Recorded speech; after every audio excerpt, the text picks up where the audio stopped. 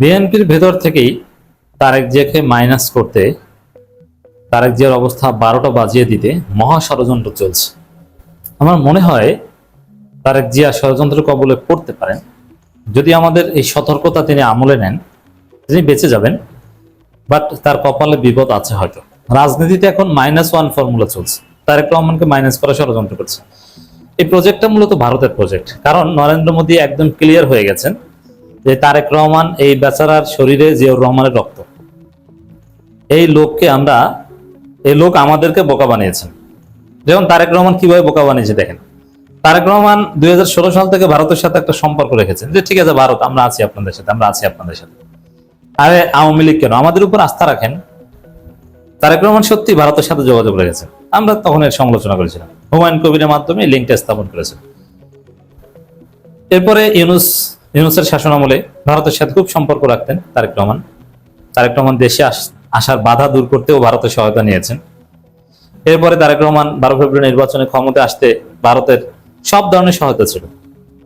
যেমন আওয়ামী লীগকে বলে দিয়েছে, যেমন বিএনপি যদি বলে যে আওয়ামী লীগ আপনারা আমাদেরকে ভোটটা দেন, জামাতকে ঠেকাই, তাহলে আপনাদের লাভ হবে। বিএনপির এই কথা আওয়ামী লীগ কখনো বিশ্বাস করতো না এবং ভোট দিত না। কারণ আওয়ামী লীগ তো দেখেছে যে 5 আগস্টের পর তাদের উপর যত প্রতিশোধ, জুলুম, নির্যাতন সব করেছে বিএনপি। মিথ্যা মামলা, জামিন বাণিজ্য, চাঁদাবাজি, তাদের ব্যবসা বাণিজ্য দখল, সবকিছু বিএনপি করেছে। অতএব সেই বিএনপি যদি বলে যে আমাদেরকে ভোট দেন, আপনাদের লাভ হবে, জামাত ক্ষমতা আসলে সমস্যা হবে, আওয়ামী লীগ তো এটা বিশ্বাস করার কথা না। তারপর আওয়ামী লীগের লোকজন কেন বিএনপিকে ভোট দিয়েছে? ভারত বলে দিয়েছে, ভারত মধ্যস্থতা করেছে। ভারত আওয়ামী লীগকে বলেছে, আরে বিএনপির সাথে আমাদের কথা হয়েছে, তোমাদের এই দিবে, জামাত ঠেকাও, তোমরা বিএনপিকে ভোট দাও। ভারত বলে দেওয়ার কারণে আওয়ামী লীগ বিএনপিকে ভোট দিয়েছে।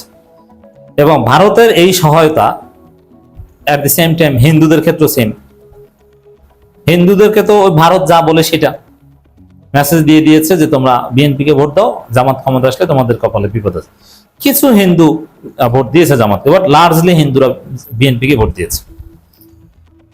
দর্শক, এই জায়গায় তারেক রহমান ক্ষমতা আসতে ভারতের সহায়তা নিয়েছে, কিন্তু ক্ষমতা আসার পর ভারত এখন বলছে তুমি কোন চ্যাটের বাল। এখন আর মোদীকে চিনছে না, মোদীকে বোকা বানিয়ে দিয়েছে তারেক রহমান। এখানে নরেন্দ্র মোদী স্পষ্ট দেখছেন যে এই ছেলে এত জিয়াউর রহমানের মতো। এই ছেলে আসলে ভারতের সাথে 2016 সাল থেকে বন্ধুত্বের ভান ধরেছে। আসলে এই ছেলে তো জামাত, মানে ভারত অলরেডি কিন্তু বলছে তারেক রহমান ভারতে আসছেন না জামাতের চাপে। এই ছেলে তো জামাত, ইসলামপন্থী, ইসলামী মূল্যবোধে বিশ্বাসী, জাতীয়তাবাদ এবং ইসলামী মূল্যবোধে বিশ্বাসী, ভারতের আধিপত্যবাদের বিরুদ্ধে সোচ্চার। এ ছেলে তো পাকিস্তানপন্থী, আইএস এর সাথে যোগাযোগ আছে, এটা এখন মোদী মনে করে। অতএব বিএনপি সমস্যা না, বিএনপিতে মির্জা ফখরুল, আমির হোসেন মোহাম্মদ চৌধুরী, মন্ত্রীদের একটা বড় অংশ, নিতাই রে চৌধুরী, এসব ভারতের লোক। কিন্তু এই তারেক রহমান যদি বিএনপির প্রধান হিসেবে থাকে, তাহলে বিএনপির বিরাট সেটআপের মধ্যে আমার লোক আছে, ভারতের লোক আছে, তাতে তো লাভ নাই। কারণ পার্টি প্রধান বললে সেখানে তো আমির খসরু কিছু বলতে পারেন না। তো এই জন্য ভারত -1 ফর্মুলা এখন বাজারে ছেড়েছে যে তারেক রহমানকে মাইনাস করতে হবে। এখন এটা তো আর রাতারাতি হুট করে প্রকাশ্যে কেউ বলবে না যে মাইনাস তারেক রহমানের রাজনীতি থেকে সরিয়ে দেওয়া দরকার। এটা উপরে উপরে কেউ বলতে সাহস পাবে না, কিন্তু অতি সূক্ষ্মভাবে এমন ভাবে এগোচ্ছে, আমার কাছে মনে হচ্ছে যে ভারত -1 প্রজেক্ট অলরেডি বাজারে এনেছে। কারণ ভারতের বোঝা হয়ে গেছে এই তারেক রহমানকে দিয়ে হবে না, এই তারেক রহমান আসলে জামাত, মানে জামাতি আদর্শে বিশ্বাস করে। তারেক রহমান তো কখনোই জামাত না, বাট জামাতি আদর্শে বিশ্বাস করে, পাকিস্তানি আদর্শে বিশ্বাস করে, আইএস এর সাথে কানেক্টেড, এইটা ভারত মনে করে। এখন আবার তুরস্কের সাথে কানেক্টেড, চীনের সাথে কানেক্টেড, ভারতের বন্ধু না। এই জন্য মাইনাস তারেক দরকার। এই জন্য দেখবেন যে তারেক রহমানের বিরুদ্ধে ষড়যন্ত্র শুরু হয়ে গেছে।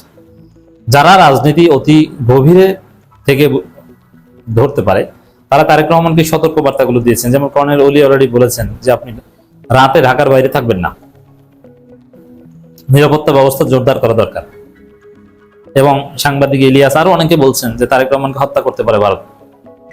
হ্যাঁ, -1 বাস্তবায়ন করার জন্য যা ইচ্ছা তা করতে পারে, কারণ তারেক রহমানই এখন থ্রেট। তারেক রহমান না থাকলে বিএনপিকে ভারতের দালাল বানানো কোনো ব্যাপারই না।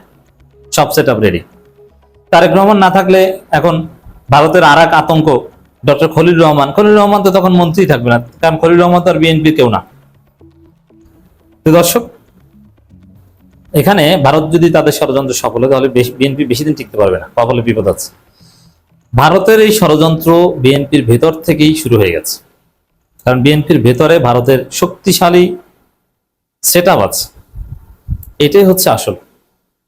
111-এর সময় যে -2, এটা থিওরিটা যাদেরই হোক, ডিজিএফআই সহ আর অনেকে সহায়তা করেছে, বাট দলের লোকজনই কিন্তু আওয়ামী লীগের ভিতরে একটা অংশ সংস্কারের নামে, বিএনপির ভিতরে একটা অংশ সংস্কারের নামে -2 বাস্তবায়ন করতে চেয়েছিল। এর মানে মূল কাজটা কিন্তু দলের ভিতর থেকে এক্সিকিউট করতে চেয়েছিল। গুরুত্বপূর্ণ নেতারা আওয়ামী লীগ সবাই সংস্কার বন্ধ হয়ে গেছে, যে না, শেখ হাসিনা খালেদা যে দুইজনকে বাদ দেওয়া দরকার। তো এখনো আমি লক্ষ্য করছি বিএনপির ভেতর থেকে তারেক জিয়ার বিরুদ্ধে এই ষড়যন্ত্রটা চলছে। দর্শক দেখেন, এমন এমন কথা বিএনপির ভারতপন্থী মন্ত্রী উপদেষ্টা বলছে, যেটা তারেক রহমানকে নিশ্চিতভাবে ডুবাবে, বরং তারেক রহমানের পতন হতে পারে। এমন এমন দুর্বলতার কথা এরা ফাঁস করে দিচ্ছে, যাতে সেনাবাহিনী লাথি দিয়ে সরিয়ে দেয় যে বাবা, তোমাদের দেশ চালানোর দরকার নাই, অবস্থা খারাপ, তোমরা এখন লন্ডন যাও। এরকম স্পর্শকতার বিষয় বিএনপির ভেতর থেকে খোলামেলা বলে দেওয়া হচ্ছে, যেটা আমি মনে করি তারেক রহমানকে বাস দেওয়ার একটা রাস্তা। যেমন এবার আজকে যেটা আলোচনা করছি, জ্বালানি সংকট কাটাতে অন্তত 2 বছর লাগতে পারে, এটা বলছে ডাক্তার জাহিদুর রহমান। ডাক্তার জাহিদুর রহমানকে তারেক রহমানের উপদেষ্টা এবং ভারতপন্থী, এবং এই যে 2 বছর লাগতে পারে, 2 বছর আগে কিছু হবে না, এই কথাগুলো ক্রমাগত বলে যাচ্ছে শুধু ভারতপন্থীরা, অন্য কেউ বলছে না। এর আগে আমির খসরু মাহমুদ চৌধুরী বলছেন যে জ্বালানি সংকট, গ্যাস সংকট, এটা নিরসনে 2 বছর লাগবে, তাও বলছেন মার্কিন ব্যবসায়ীদের সামনে, মানে যাতে তারা মুখ ফিরিয়ে নেয়। অথচ এটা গোপন রাখার কথা, যে না, যেভাবেই হোক আমরা উচ্চ সুদে ঋণ নিয়ে হোক আর বিদেশিদের সহায়তায় হোক, আমরা জ্বালানি সংকট নিরসন করবই।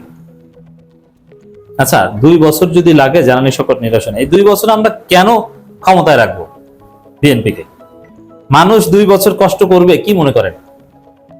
কতদিন ধৈর্য ধরবে? না যে তুমি পারো না আমাকে গ্যাস বিদ্যুৎ দিতে, তুমি চলে যাও।